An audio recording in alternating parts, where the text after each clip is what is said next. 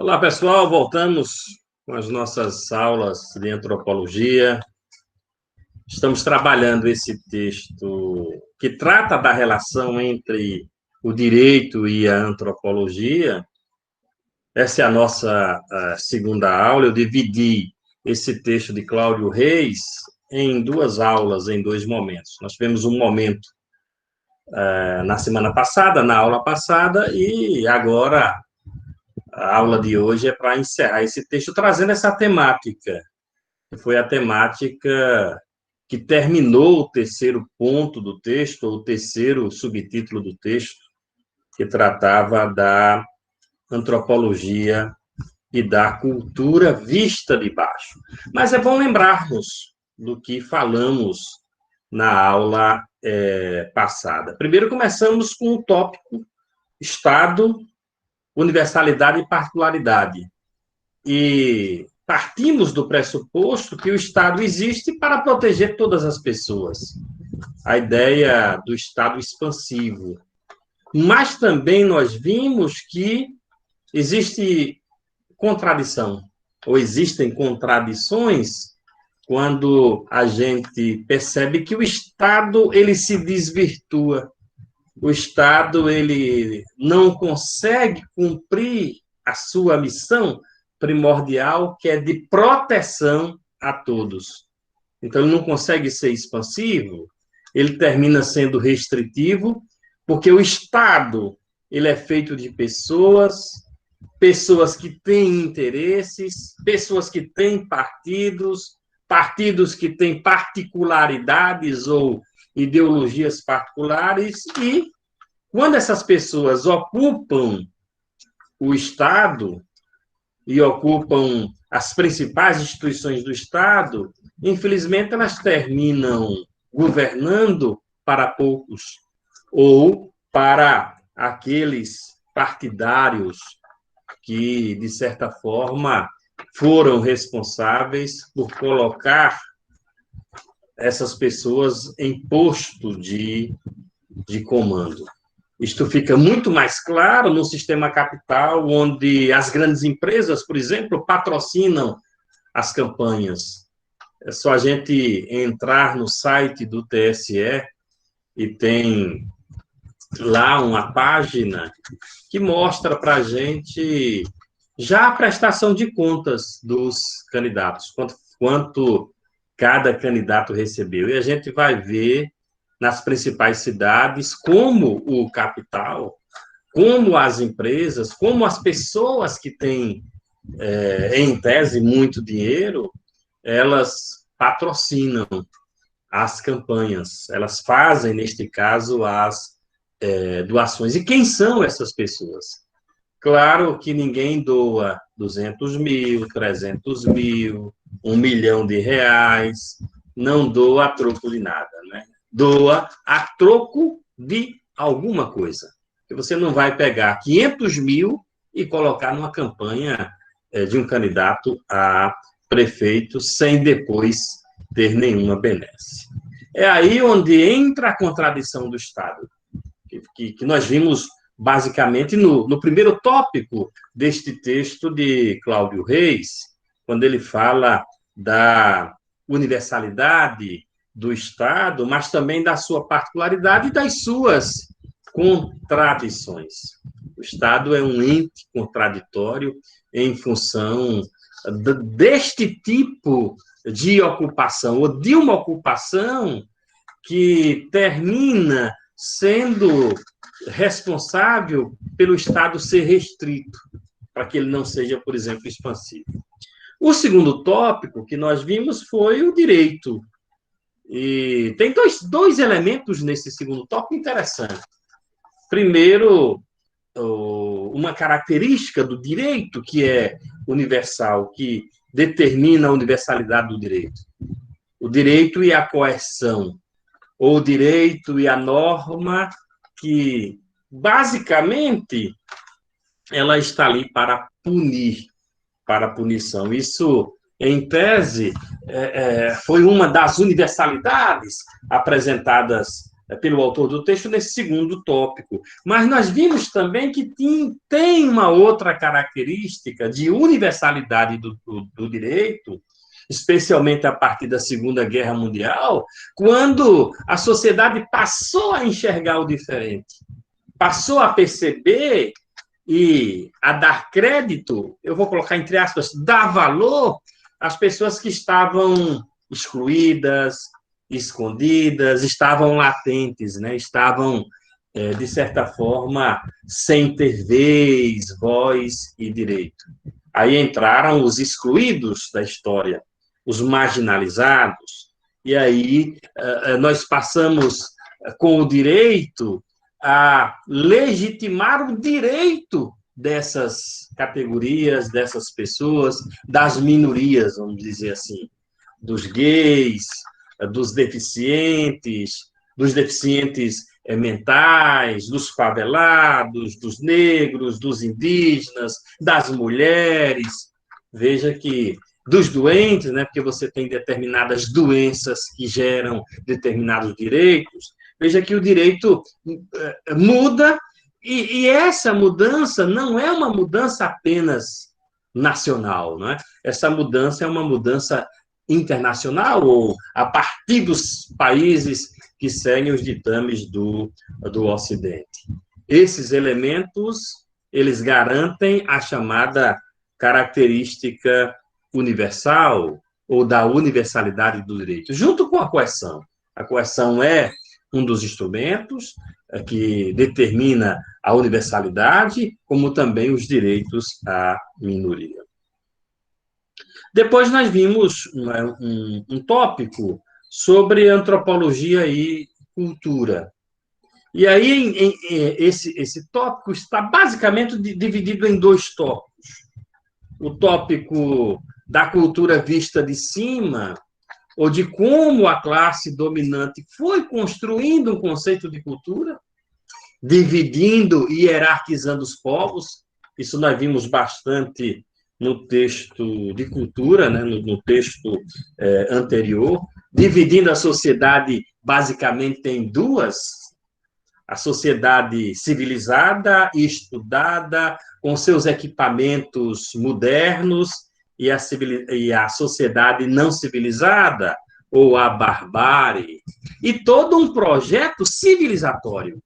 E aí eu falava para vocês na aula passada que esse projeto civilizatório, ele serviu, inclusive, para colonizar a África, a Ásia, no século XIX.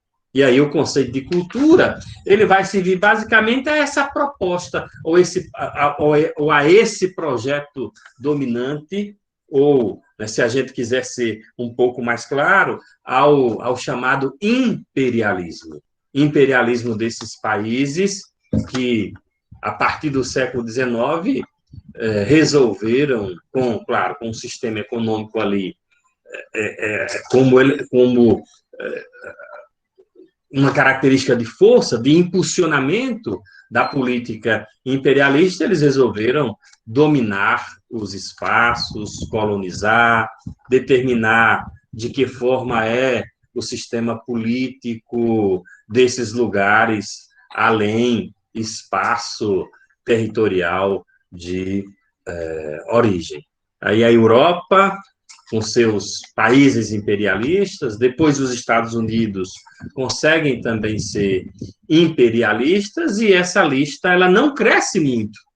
Os países imperialistas, eles não são tantos, eles são poucos, mas são eles que, de certa forma, dominam os conceitos, determinam quem pode, determina quem sabe. Isso a gente viu muito na antropologia, na filosofia, desculpa. Eu acho que vocês lembram daquele texto de Boaventura Souza Santos, e um dos tópicos do texto que a gente falava e explicava sobre o alto e o baixo, o solista e o coro. Acho que vocês lembram desta parte do texto, quando eu dizia para vocês que aqueles que dominam, que criam a tecnologia, eles estão no alto. E nós que temos os equipamentos, mas nós reproduzimos, porque não cabe, infelizmente, nesta divisão social ou nessa divisão econômica do próprio sistema, não nos cabe pensar, não nos cabe produzir, não nos cabe criar, portanto, nós, como dissemos naquele texto de Boaventura, nós somos o puro, nós não somos o solista, nós não somos o alto, nós somos o baixo. Mas ainda numa discussão, e foi a discussão que basicamente trabalhamos e ficamos na última aula, é que também a cultura ela pode ser vista de baixo. E aí, especialmente esse quarto tópico, ele vai trabalhar essa ideia da cultura de baixo. Mas antes da gente chegar na cultura de baixo, uma pergunta muito chave: por que que existem culturas marginalizadas? Por que que é importante no sistema você ter o outro marginalizado, o outro que é pobre, o outro que é, neste caso, miserável? E o que faz, por exemplo, não é esse outro ser miserável? O que é que sustenta essa engrenagem, que é a engrenagem da desigualdade? Aí a gente vem com o tema da ideologia. Claro que o autor desse texto trabalha com um conceito de ideologia, que é o conceito marxista de falsa consciência. Então, a ideologia é um estratagema, a ideologia é um esquema para falsear a realidade. E aí, nós lembramos muito do conceito de cultura de Clifford Geertz, que ele vai dizer que a cultura são esquemas, né? São instituições, são mecanismos de controle para, claro, né, controlar a população. E aí nós vimos um exemplo básico dessa ideologia dominante que ela foi implantada, né? Foi implantada, mas ela não dura muito porque a ciência resolveu desdizer o que era dito no século XIX, que eu falei para vocês da teoria do branqueamento, de dizer que o Brasil seria um país desenvolvido se branqueasse a sua população. Ora, mas como a gente branqueia uma população? A gente branqueia a população no processo de miscigenação. A mesma miscigenação que, segundo a teoria, era responsável, naquele momento, pelo atraso do Brasil e pelo não desenvolvimento, essa mesma miscigenação, mais claro,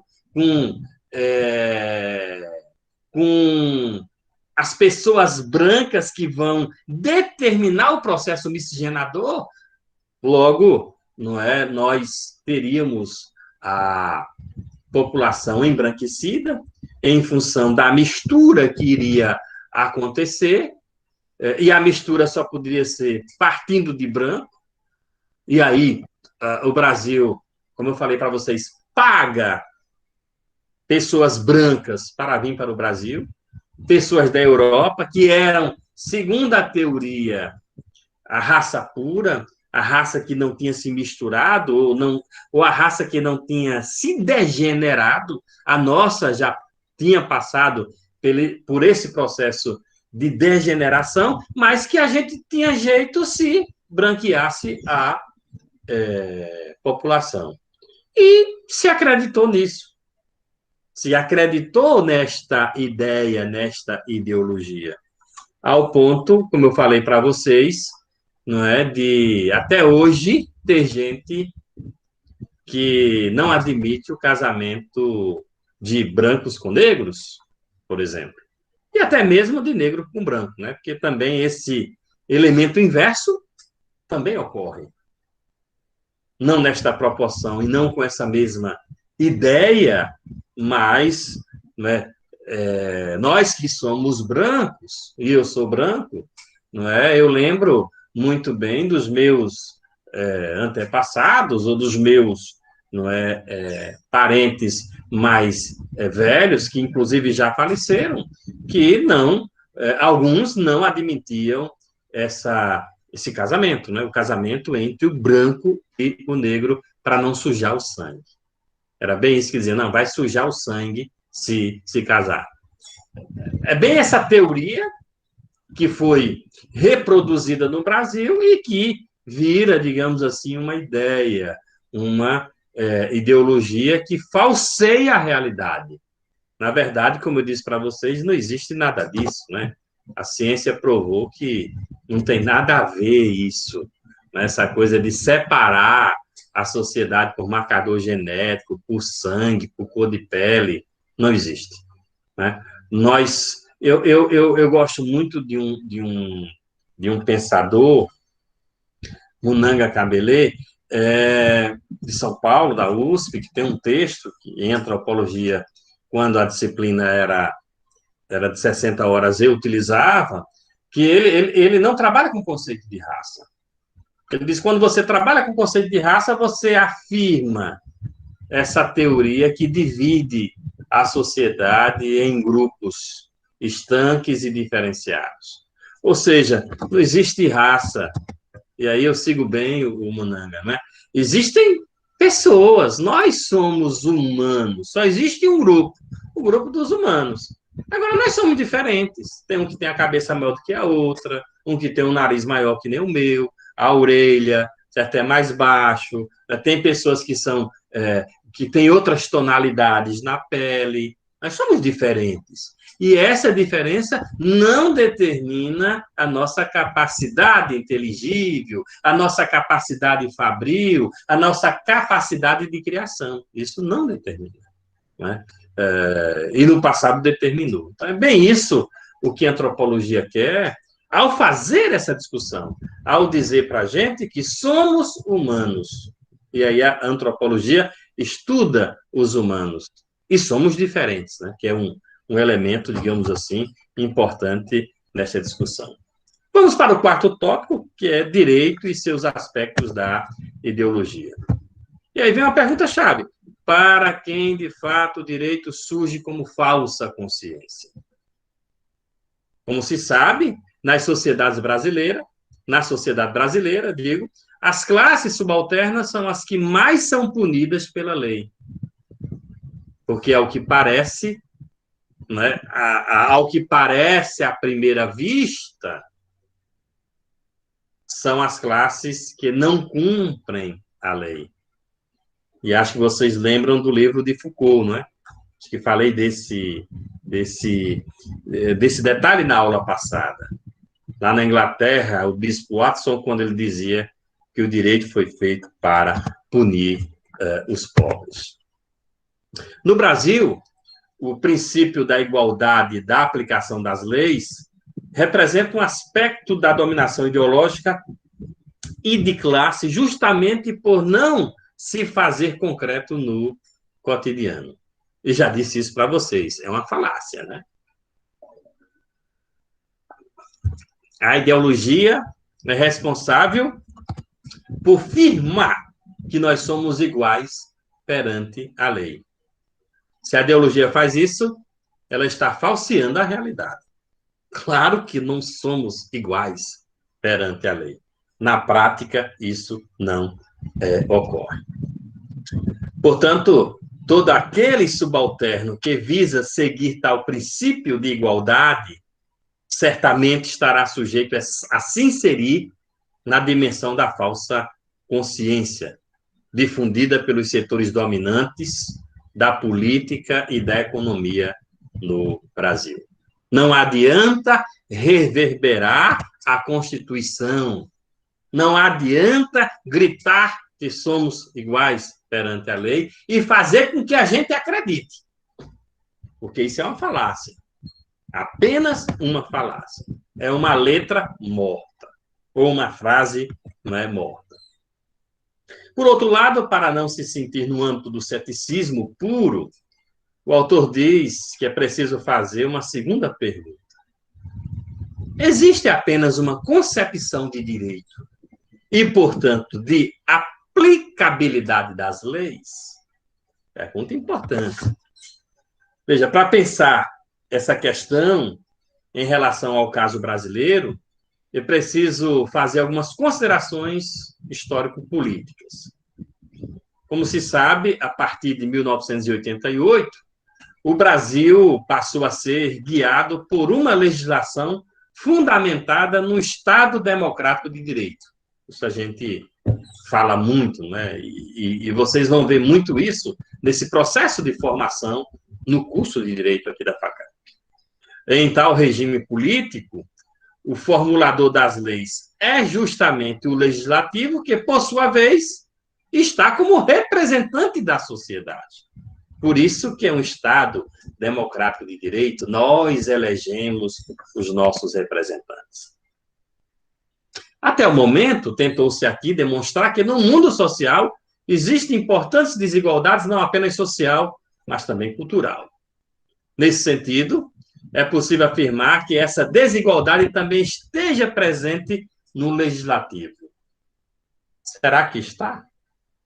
Será que realmente estamos representados nas nossas câmaras legislativas?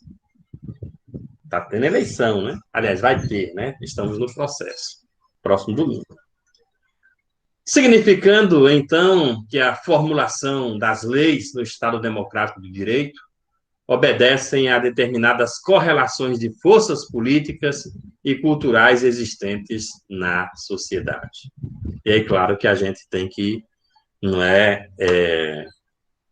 conhecer, fazer conhecer que existem correlações de forças políticas. Geralmente, os partidos que estão mais bem avaliados, mais bem colocados, não vou nem falar avaliados, mas mais bem colocados para ganhar a eleição, geralmente são eles que fazem, por exemplo, a maioria das casas legislativas. E aqueles partidos menores que nem tempo de televisão têm, que não aparecem, eles tendem, neste caso, a ficar de fora. Se vocês conhecerem o nosso sistema eleitoral, vocês vão ver, inclusive, que tem muito partido nesta eleição que não pôde participar do processo de propaganda eleitoral gratuita, no rádio e na televisão. Por quê? Porque eles não conseguiram eleger representantes para a Câmara Federal. Vejam as contradições do nosso Estado democrático de direito. É um Estado democrático de direito que, de certa forma, impede que determinados partidos eles participem. Que são as contradições que nós temos. Por um lado, pode-se criar o partido se você tiver 1%, é 1%, né, de quantidade de pessoas filiadas. Se você apresentar lá 1% de quantidade de pessoas filiadas, você cria o partido. É um lado. Então, pronto. Estou legitimado porque eu consegui as filiações do meu partido. Por outro lado, se eu não eleger ninguém, eu não participo da propaganda política. Eu posso apresentar candidatos, mas não participo da propaganda, neste caso, política. Se tiver um debate no rádio e na televisão, eu não serei chamado porque o meu partido ele não conseguiu eleger 5 representantes para a Câmara Federal. É o Estado democrático de direito. Que o autor aqui está colocando, né? Se tem contradição, se há uma contradição nesta igualdade perante a lei, a gente vai ver também essa contradição no sistema que faz as leis. Assim, as leis, de certo modo, expressam os valores políticos culturais predominantes na sociedade. E aí vem outra pergunta. Qual foi o contexto da formulação da atual Constituição Federal de 1988? Naquela época, quais eram as forças políticas predominantes? Eu me lembro, não era ainda, digamos assim, não tinha a quantidade de leitura que eu tenho hoje, claro, normal, né? Você, naquela idade que eu tinha, Eu tinha entrado na faculdade em 86, né? 2 anos depois vai ter a nossa Constituição de 88. E houve um movimento muito forte no processo de redemocratização da sociedade. E muitos movimentos sociais, muitos atores sociais, eles participaram daquele momento. Como está dito aí no slide, né? Como se sabe, esse processo foi marcado fortemente pela participação ativa de inúmeros movimentos sociais. Claro que isso reverbera na Carta Constitucional, reverbera na Constituição. Faz com que a Constituição ela seja, como a gente chama, né, a Constituição cidadã. Seria diferente hoje, né, se essas pessoas que estão aí fossem fazer a nossa Constituição hoje, Deus nos livre, né? Veja, a Constituição, ela foi inspirada também na Declaração Universal dos Direitos Humanos, de 1948. Diversos grupos progressistas e populares participaram diretamente da construção dessa Constituição. E aí, como o autor está fazendo muita pergunta, ele provoca novamente. Então, se nesta Carta Magna estão presentes concepções e valores politicamente democráticos, por que as leis não são aplicadas também às classes sociais poderosas, política e economicamente? Por que será que até hoje tem uma deputada que está usando tornozeleira eletrônica e continua sendo deputada? Veja que contradição, né? Ela usa tornozeleira e ela continua sendo deputada. Por que será que o senador que foi, né, flagrado com dinheiro na sua cueca tem como suplente o seu filho? E ele se licencia e o filho assume. Veja as contradições do chamado Estado Democrático de Direito. E aí vamos falar de direito? Vamos falar dos operadores do direito? Nesse exato momento, o problema recai sobre os operadores do direito. Também recai, no caso da Assembleia Legislativa, da Câmara e do Senado, recai neles, né? Por conta dessa autonomia de poderes. Porque nós sabemos que dá muita bronca, está tendo muita rusga entre o judiciário e o legislativo, porque o judiciário às vezes quer, não é? Entrar lá e fazer o negócio funcionar. E aí os senadores disseram, não, mas espera ainda. Quando não sei se foi o ministro Barroso, que deu uma punição ao senador, que durou, me parece, um dia, dois, sei lá, durou assim uns dias. E depois ele retirou a punição porque o senador se licenciou, né? Pediu licença. Os senadores se arretaram. Não, mas não pode, não. Não pode. Não pode, entendeu? Interferir aqui, não. Quem julga somos nós.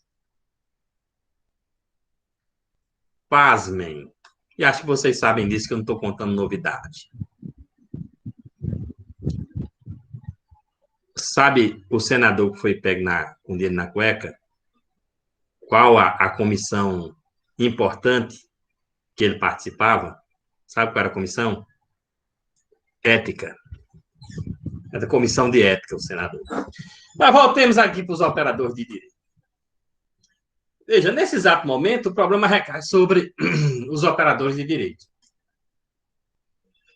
Porque mesmo possuindo uma Constituição amplamente democrática, A justiça brasileira continua punindo quase exclusivamente os miseráveis, ainda que muitas vezes seus crimes sejam menos graves socialmente quando comparados aos cometidos pelos membros da elite.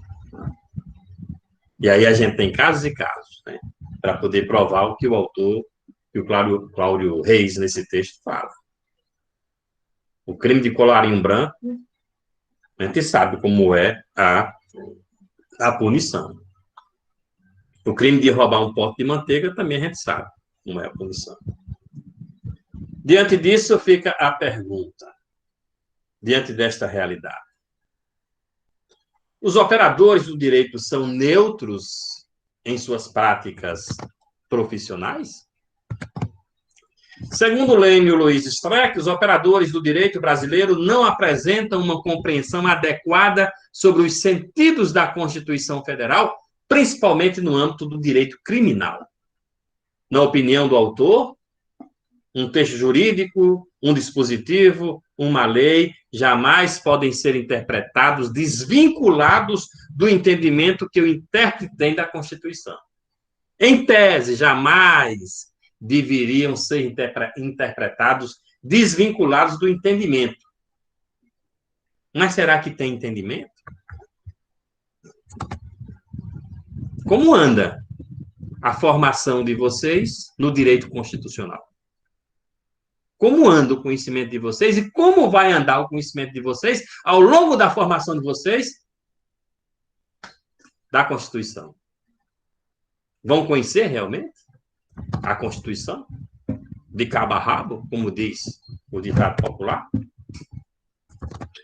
O pensador, ele diz que existe uma baixa compreensão acerca do sentido da Constituição naquilo que ela significa no âmbito do Estado Democrático de Direito. Inexoravelmente, se tem uma pouca compreensão, um pouco conhecimento sobre a Constituição, vai ter uma baixa aplicação da Constituição ou da lei. Problemática que não é difícil de ser constatada no cotidiano das práticas dos operadores do direito no Brasil. Veja bem, até o primeiro Código Penal republicano, de 1890, não havia qualquer tipo de preocupação com os atos das classes dominantes. Os séculos de escravidão marcaram totalmente o sentido de classe do direito brasileiro, em especial o direito penal. Como se sabe, o status quo, o establishment, de modo algum busca uma autopunição. Justamente, segundo Cláudio Reis, por esse motivo, é facilmente perceptível na história do país a ausência de punições mais contundentes sobre os crimes contra o patrimônio público, contra a corrupção, etc., etc. Por sua vez, a criminalização da pobreza sempre é um eficaz recurso para o domínio social pelas elites. Os pobres sempre pagam primeiro e sempre pagam. É só a gente ver a ordem pública, por exemplo, né, dos municípios, o que é que ela faz com o pobre que está tentando sobreviver, em nome da ordem pública. Outro dia eu estava passando aqui, na Avenida Cardoso de Sá, e um rapaz sempre parava o carro ali do lado para vender laranja. O ganha-pão dele. Aí vem a ordem pública, prende o carro do cara, prende as laranjas, né? O cara vai responder, pessoa honesta, tentando ali sobreviver numa crise da porra como essa, mas a ordem pública não pode permitir isso, né? Porque a própria organização ou a própria ordem, ela é feita para excluir. A própria ordem, ela é feita para privilegiar determinados setores. Para o autor, a preocupação sempre esteve vinculada à proteção da propriedade privada e dos interesses dos setores dominantes, questão bastante visível no Código Penal de 1940. Inspirado no modelo fascista, esse Código Penal, né, ele basicamente foi feito para punir as classes mais pobres ou as classes subalternas. A ideia era punir os vícios, punir os comportamentos sociais perigosos ao Estado e aos costumes tradicionais à ordem. Nós tivemos leis que foram aprovadas recentemente, elas vêm lá do governo de Dilma, por exemplo, de transformar em terrorismo manifestação social. Por quê? Porque a manifestação social, ela atinge a classe, neste caso, dominante.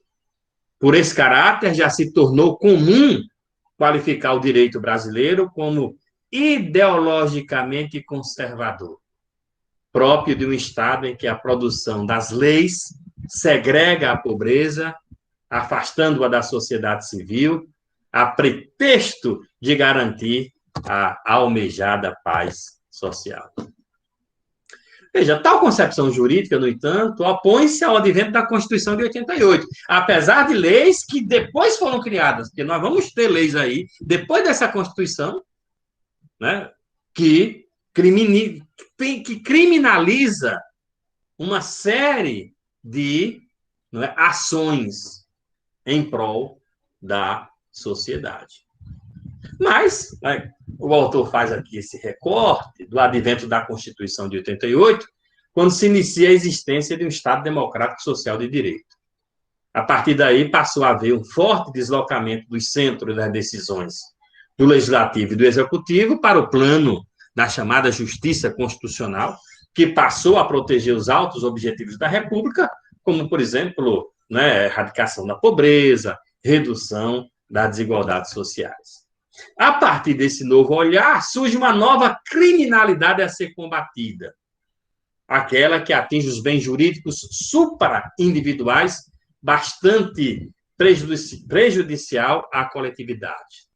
A partir dali, a gente conseguiu, pelo menos, começar a ver, anos depois, porque até a década, eu não sei se até o ano 2000, eu vi empresários sendo presos. Eu não sei se até o ano 2000 eu vi juiz sendo preso por vender sentença. Eu não sei se até o ano 2000 eu vi político sendo preso. Eu não sei se eu vi. Não me lembro. Isso é uma coisa recente, né? É uma coisa recente, de repente, o direito, não é? Ou a lei, ela começar a punir também a classe dominante. A classe que, por exemplo, sonega tributos, a classe que lava dinheiro. Porque pobre não lava dinheiro, pobre precisa de dinheiro, né? Pobre não tem dinheiro. Então, começou-se, não é, a observar que o direito também, ou a lei também passou a olhar esses aspectos. Sinteticamente falando, a Constituição Brasileira de 1988, que estabelece a democracia após o período ditatorial, se destina a assegurar o exercício dos direitos sociais e individuais, a liberdade, a segurança, o bem-estar, o desenvolvimento, a igualdade e a justiça como valores supremos de uma sociedade fraterna, pluralista, sem preconceito, fundada na harmonia social. Olha aí a sociedade ideal. Eu diria que, olhando para esse slide, tudo que a gente almeja, né? Tudo que a gente quer, né? Ou seja, o exercício dos direitos sociais individuais, a liberdade, a segurança, o bem-estar, o desenvolvimento, a igualdade, injustiça, não. A justiça como valores supremos, a sociedade fraterna, pluralista, sem preconceito, fundada na harmonia social. Gente, isso aí está na Constituição. São bens, né, da Constituição. A Constituição brasileira revela, portanto, um homem comunitário cujo ideal de vida, respeitadas as particularidades do pluralismo, está intimamente relacionado com o melhoramento das condições de vida de todos os membros da sociedade, com o qual partilha de ideias e de valores que apontam para a chamada justiça social. Assim, segundo o Cláudio, é possível ver nela a presença do constitucionalismo comunitário, calcado no binômio dignidade humana, solidariedade social, demonstrando dessa forma, sob uma forma dirigente, o compromisso de efetivação de uma justiça distributiva fundada nos valores éticos que defende. De qualquer forma, como é facilmente percebível no cotidiano, esse projeto ainda é um projeto. Ou seja, ainda está no papel, ainda está na Constituição e ainda não foi concretizado. E a cada 4 anos passamos por um estelionato eleitoral. Por que estelionato? Porque se vocês perceberem, basicamente, todos os candidatos, o que é que eles prometem? Prometem esses 2 slides. Só pegar os 2 slides aí que a gente leu aí agora, vocês vão ver que a promessa é essa. E depois o que é que acontece na prática? A não concretização da promessa. Que é isso? Estelionato. Estelionato. Infelizmente. É um atrás do outro. É um atrás do outro. Um governo atrás do outro. Segundo Martinez, a sensibilidade para o mundo da política, da sociologia, da antropologia e para a vida social é o que mais o jurista brasileiro precisa ter claro em sua mente, em suas ações. Mas para isso acontecer, é preciso que pelo menos na formação da pessoa, ela consiga aprender. E nós que conhecemos os currículos dos cursos de Direito do Brasil, é qualquer um que dá sociologia, é qualquer um que dá antropologia, é qualquer um que dá filosofia. Felizmente, na prática é assim. Por quê? Porque o interesse é pelas disciplinas técnicas, é pelo direito penal, é por civil, né? Qual é o outro? Constitucional, esses direitos, não é, técnicos, que a pessoa precisa para passar no concurso, e depois não passa no concurso e vai advogar sem conhecer porra nenhuma desculpa a expressão, porque eu termino me arretando, sabe? Termino me arretando porque a formação é troncha. Se o problema está nos operadores de direito, como o autor desse texto coloca, é porque a formação foi troncha. Isso a gente vê, né, que tem.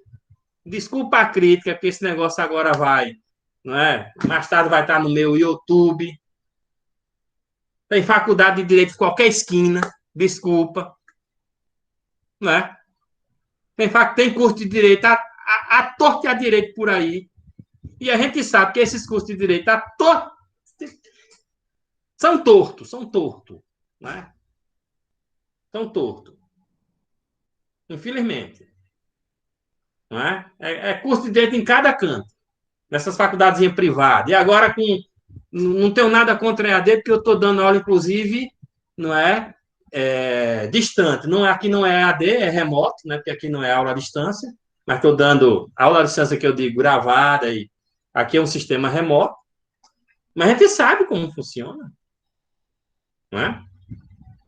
A gente sabe. Problema da formação. Se forma de qualquer jeito.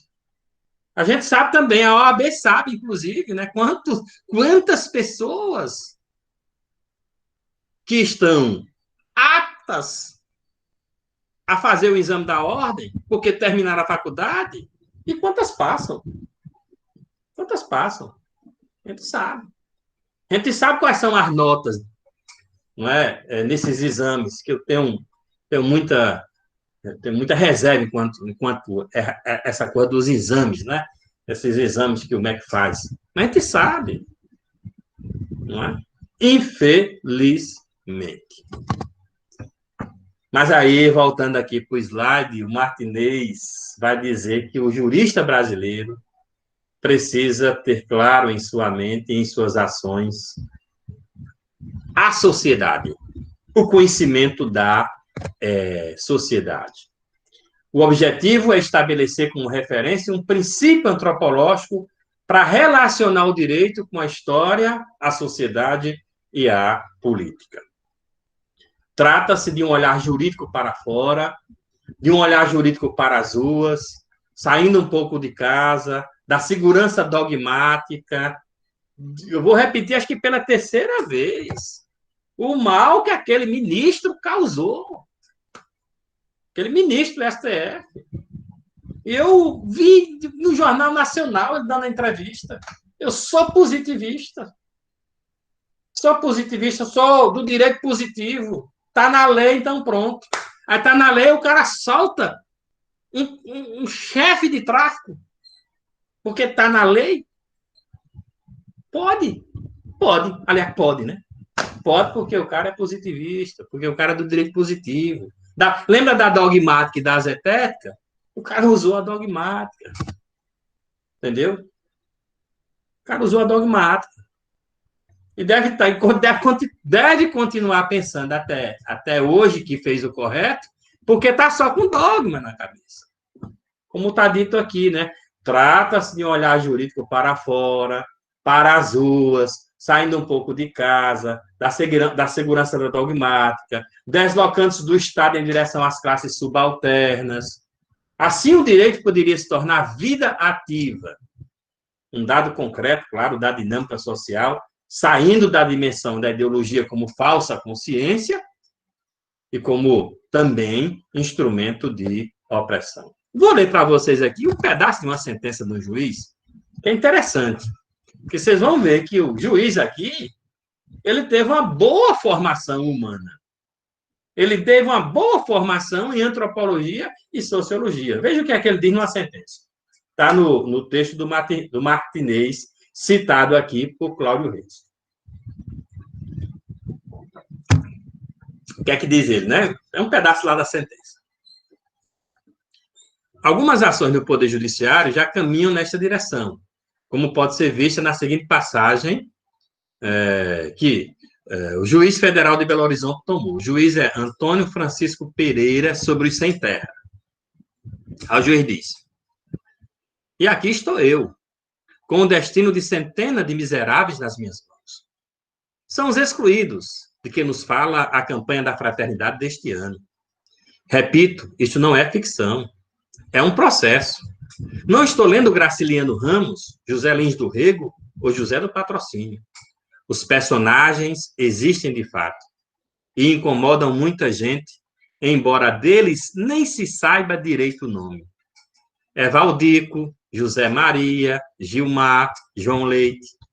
Só isso para identificá-los. Mais nada.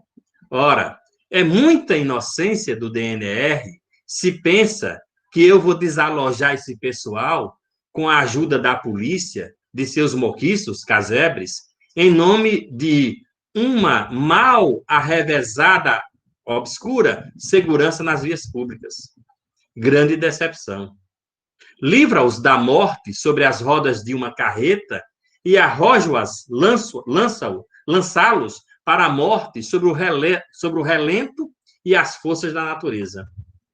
Não seria, pelo menos, mais digno e menos falaz deixar que eles mesmos escolhessem a maneira de morrer, já que não lhes foi dado optar pela forma de vida? Veja, nesta sentença do juiz federal, e não é, me parecem, conversando com alguns colegas advogados, ex-alunos, inclusive, eles me relataram que parece que o juiz federal ele tem um pouco mais de sensibilidade, né? Quando ele fala assim, quando o meu ex-aluno falou um pouco mais de sensibilidade, eu percebi que ele queria dizer, parece que ele estudou um pouco mais e esses estudos o faz um pouco mais sensível. Não sei, né? Aí, esse slide aí está trazendo uma realidade da prática, né? Da prática cotidiana, que eu sempre peço. O que é uma prática cotidiana?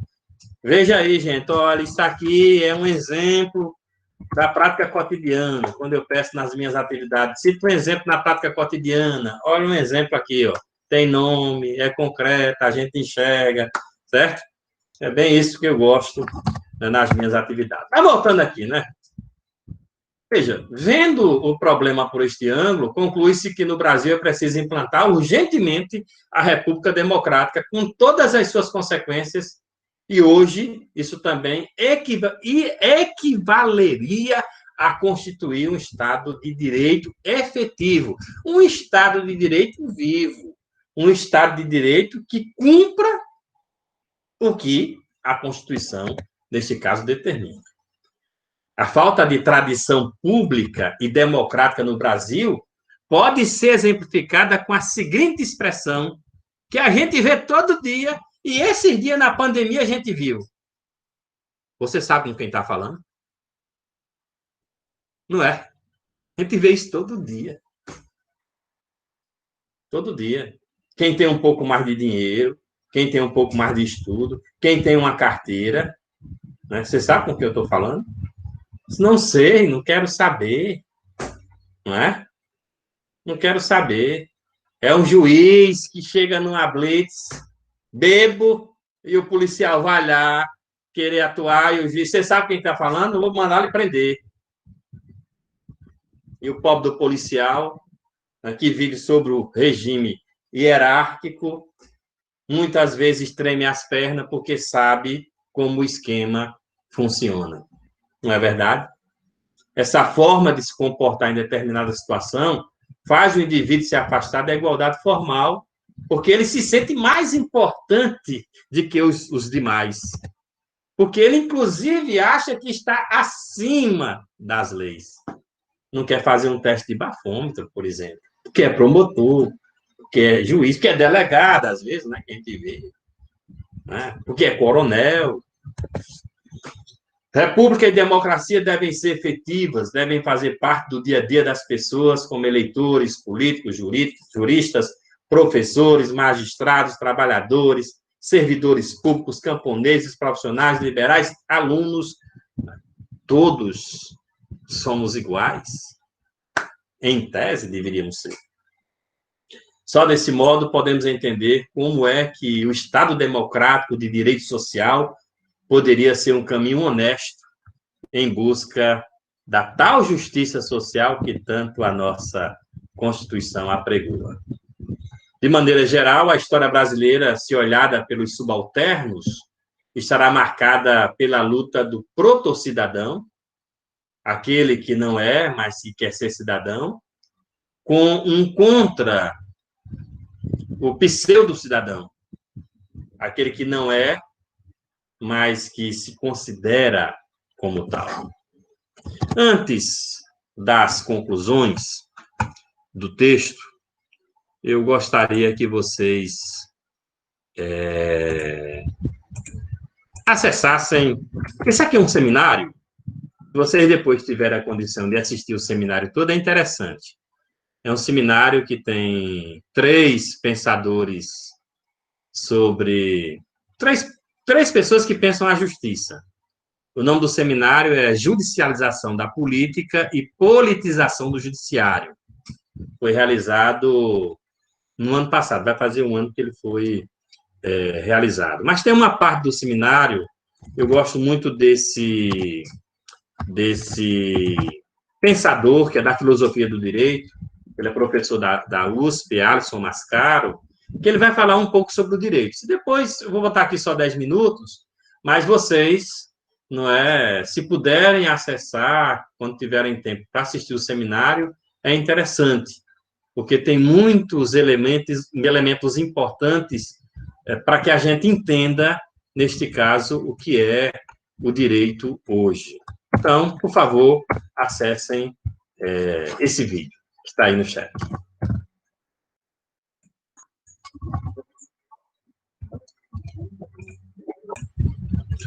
Então, gente, esse vídeo é uma parte, né, do seminário. Vocês viram o tema sobre a judicialização da política e tem boas falas ali.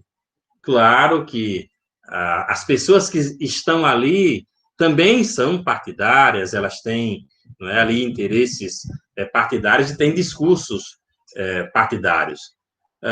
Mas eu creio que tem coisas boas ali para a gente ver, porque a gente vai vendo aonde está o direito, a quem o direito está servindo. E esse recado do Alisson Mascaro é um recado muito importante.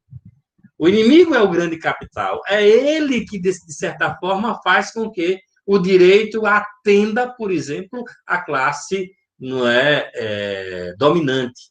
Que ele não promova políticas ou não faça com que as leis elas sejam cumpridas.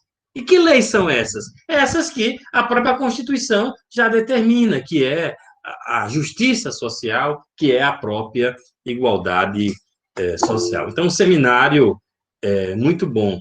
O direito termina não sendo justo. Por que ele termina não sendo justo, Dinei? Porque ele termina tendo lado.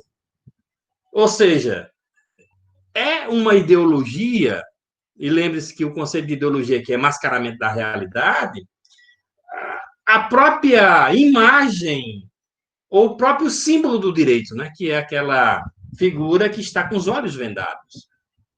Na verdade, não existe aquela figura de olhos vendados. Era para ser, mas ela não existe. Porque é como o autor bem falou, não é? Geralmente, a ideologia que você segue é a ideologia de onde você está, mas não de onde você veio. E aí ele, como professor, por exemplo, ele cita um exemplo fantástico. Ele fez, olha, tive tantos alunos bons aqui que discutiram, que, não é, de certa forma, foram interativos, que entenderam a mensagem, mas quando eles saíram dali e que eles passaram a ocupar postos, né, que passaram a ganhar 40, 50 mil, passaram a conviver com aquela categoria econômica, a ideologia mudou. E aí, não só a ideologia muda, mas também a prática também muda. E são os nossos magistrados, são aqueles operadores de direito, que muitas vezes saíram, alguns, né? Nem todos, porque não são todos, como ele disse claramente aqui, não são todos que saem lá da classe popular e conseguem, o alto posto da magistratura. Não são poucos. Tem aqueles que sim.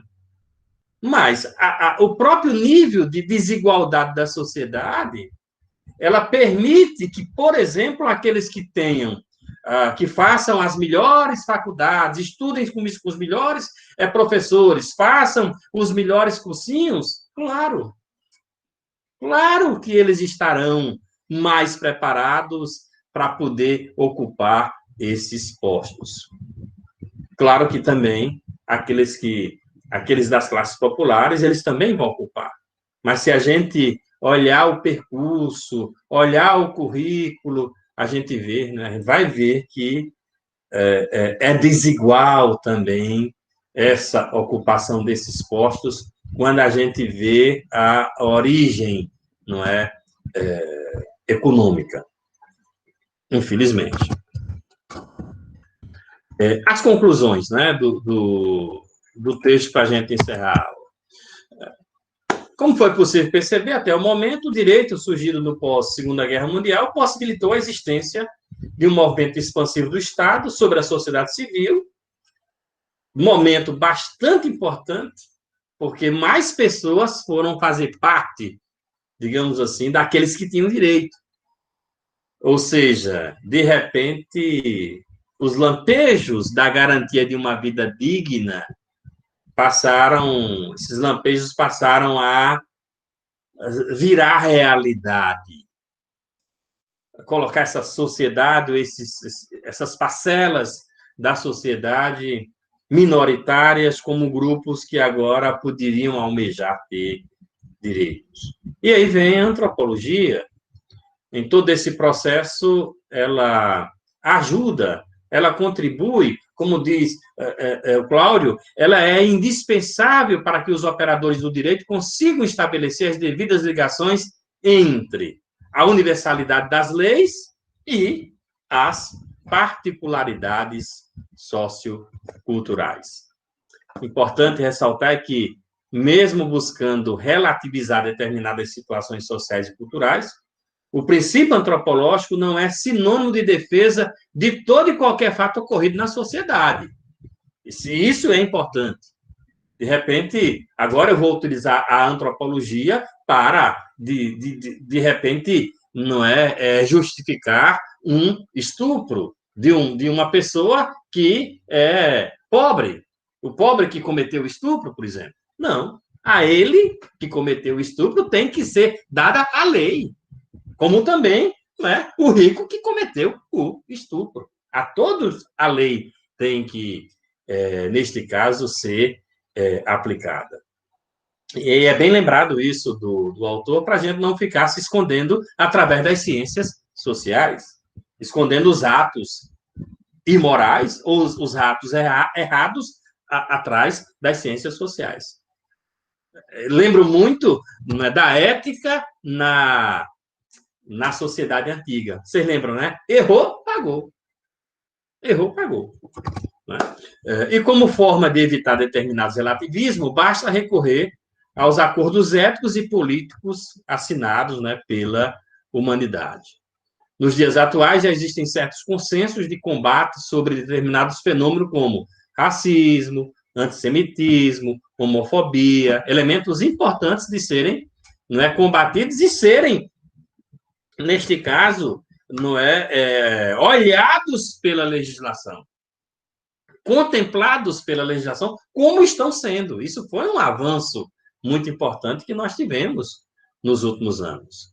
Portanto, contra os possíveis relativismos individuais, é preciso ressaltar os acordos coletivos já estipulados pela humanidade, definindo aquilo considerado perigoso ou não para a dignidade dos indivíduos e dos grupos sociais. Ao contribuir para o fortalecimento do movimento expansivo do Estado, no sentido da garantia de direitos para o maior número possível de indivíduos, a antropologia acabou por intervir, por conseguinte, no processo de enfraquecimento do poder restrito do mesmo aparelho estatal. Daí a importância não só da antropologia, mas o texto como é de antropologia, como, a antropologia, ela veio fazer com que o Estado abrisse os olhos e pudesse enxergar aqueles que não estavam sendo enxergados no direito. Em outras palavras, essa ciência social ajudou a diminuir a força dos interesses políticos, culturais e sociais das elites tradicionais presentes no poder do Estado, em sua maioria branca, ocidental e cristã. E aí, claro, que aí vem as outras populações que, ao serem enxergadas, passam a ter direitos, não só esse grupo privilegiado que já vinha tendo direitos havia séculos. No caso brasileiro, a Constituição de 88 é justamente a tentativa de se colocar em prática um certo movimento antropológico no interior do corpo jurídico nacional. Quando os segmentos até então marginalizados nas mais diversas esferas da vida social passam a ser representados pela principal carta jurídica do país. E aí é só citar, por exemplo, as crianças, os idosos, os deficientes, os indígenas, os quilombolas, os povos tradicionais, não é? Ou seja, quão valor, não é? De repente passamos a enxergar a partir deste movimento e dessa legitimidade para essas categorias marginalizadas. Isso certamente expressa uma expansão do Estado no sentido da proteção de fato de todos. O que, no entanto, não significa a ausência de contradições, como nós vimos aqui, né? Afinal, essa instituição ainda é representante de interesses particulares. De qualquer forma, as conquistas, mesmo no interior de tal contradição, parecem ser visíveis para todos aqueles que, historicamente, vêm sendo perseguidos e criminalizados há muito tempo. Quão importante, né, que esses direitos eles continuem, que a gente continue a enxergar esses direitos, que a gente não deixe que esses direitos eles se apaguem ou que eles não sejam, por exemplo, cumpridos. Porque não é só a partir desse enxergamento é que a gente vai conseguindo, aos poucos, promovendo a chamada justiça social, mesmo ainda dentro desse processo de muita, digamos assim, desigualdade.